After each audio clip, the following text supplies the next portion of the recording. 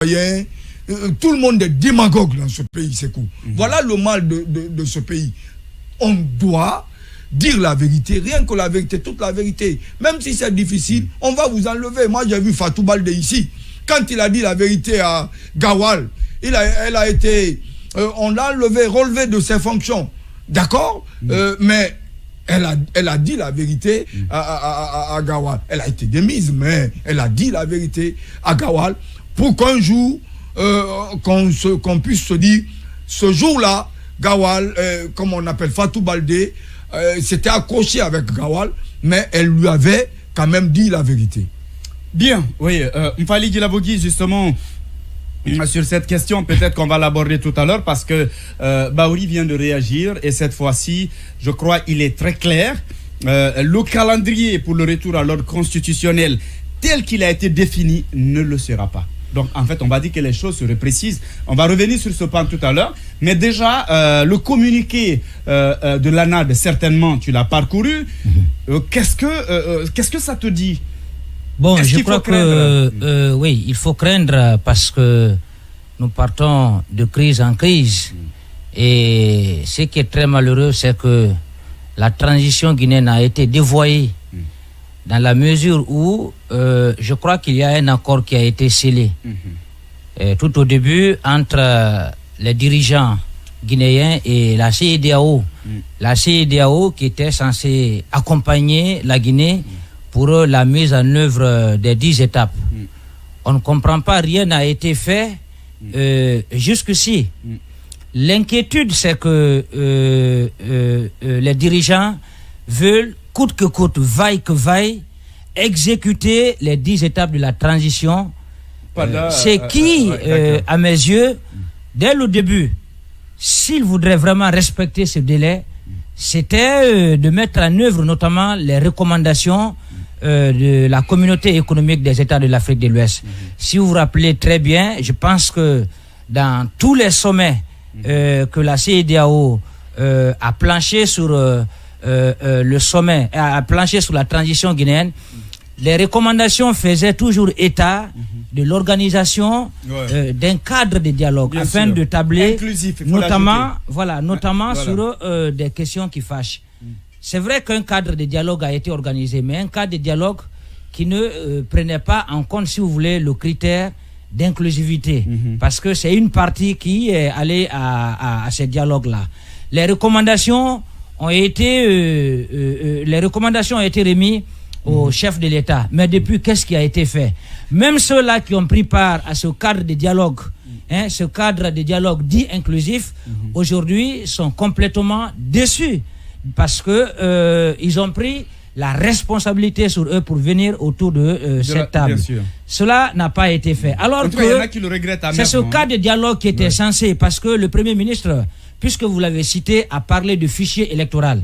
C'est vrai qu'on ne peut pas aller à une élection sans fichier électoral. Mais où était le CNRD lorsqu'il était temps, en tout cas, de mettre en place un fichier électoral? Parce que le Premier ministre dit que c'est à travers l'opération de recensement de la population, le RAVEC, c'est dans ce RAVEC-là qu'on va tirer le fichier électoral. Mais ce RAVEC-là, dites-moi réellement, au-delà donc de cette campagne médiatique, qu'est-ce qui a été réellement fait? Parce que lui-même, le Premier ministre lui-même, avant sa nomination, était en train de dénoncer cette opération. Il disait qu'il n'y a pas de visibilité ni de lisibilité. Mais aujourd'hui, curieusement, M. Bahouri s'adosse sur, si vous voulez, un argument qu'il a lui-même dénoncé alors qu'il n'était pas encore au perchoir de la primature. Donc ça veut dire qu'aujourd'hui, c'est vrai que rien n'est prêt et rien n'est fait pour l'organisation des élections en fin d'année. Mais je crois que ce qui pourrait être la solution, c'est que le CNRD devrait changer de fusil d'épaule. Parce que imaginez-vous aujourd'hui, nous sommes dans une crise multiforme. Vous prenez sur le plan social, il y a des crises. Vous prenez sur le plan politique, il y a des crises. Vous prenez sur le plan économique. Donc, sur toute la ligne aujourd'hui, on est dans une sorte de crise de régime. Alors, ce que le CNRD devrait faire, à mes yeux, c'est que d'abord, il y a deux voies au sein du pouvoir. Le Premier ministre qui a été aussitôt nommé, aujourd'hui se présente comme, au-delà d'être un partisan, mais un défendeur, si vous voulez, du glissement de calendrier. Et on comprend que parmi, dans son camp, il y a des jusqu'au-boutistes, c'est-à-dire qui souhaitent que, coûte que coûte, vaille que vaille, il faut aller au-delà de décembre. Sinon, je crois qu'aujourd'hui, si on veut, si le CNRD veut, si le chef de l'État veut que le délai soit respecté, c'est faisable. C'est clair. Notamment en organisant un cadre de dialogue. En organisant un cadre de dialogue, et mieux. Mettre sur la table, au-delà par exemple de l'opération de recensement, voilà, de l'opération de recensement qui a été lancée, il y a quand même le fichier électoral de 2010 qui existait. Il y a le fichier électoral notamment de 2020 aussi qui a été toiletté. Parce que ça a été accepté. Certaines formations politiques voilà, ont accepté donc d'aller à des élections. Vous avez le RPG Arc-en-Ciel, l'UFDG et d'autres formations politiques. Même si certains ne sont pas encore d'accord sur ça. Mais je crois que aujourd'hui, c'était quand même prévisible que l'ANAD mette la puce à l'oreille des Guinéens, puisque nous sommes dans une crise. Et le délai que le CNRD a pris arrive à terme. Qu'est-ce qui a été fait? Donc il ne faut pas attendre pour qu'on soit dans une situation incertaine pour pouvoir appeler, si vous voulez, à l'Union nationale afin de trouver une solution. C'est maintenant qu'il faut ouvrir ce cadre de dialogue, tabler, si vous voulez, sur des questions qui divisent encore.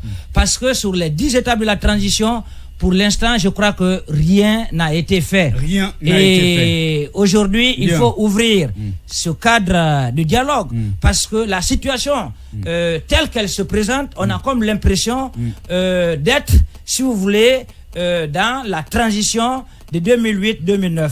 Parce que c'est comme ça que ça a commencé. À un moment, il y a quand même un engagement que le chef de l'État a pris d'organiser des élections. Et il y a même eu, si vous voulez, un accord qui a eu le vent en poupe auprès de la communauté internationale, quand même, qui était prête à accompagner la Guinée. Donc rien n'est à le chef de l'État, je crois qu'il doit accepter, de rentrer dans l'histoire par la grande porte. Et cela, pour y arriver, c'est d'accepter, si vous voulez, de mettre de côté tous ceux-là aujourd'hui qui étaient avec M. Alpha Condé, les frustrés de monsieur, parce que vous voyez un peu dans son, au sein de son entourage aujourd'hui, ce sont les frustrés du RPG Arc-en-Ciel. Ce sont les frustrés du régime défunt aujourd'hui qui sont en train de lui parler encore à l'oreille. Et certains patrons qui sont venus de la diaspora. Je crois que le colonel, il est quand même arrivé avec de bonnes idées, mais très malheureusement, la transition est complètement dévoyée par les dévoyeurs. Aujourd'hui, il doit prendre toutes ses responsabilités, donc, de les mettre de côté et d'écouter la majorité silencieuse. Cette majorité, je crois que c'est le peuple de Guinée. C'est le peuple de Guinée qui voudrait bien sûr que cette transition prenne fin le 31 décembre 2024.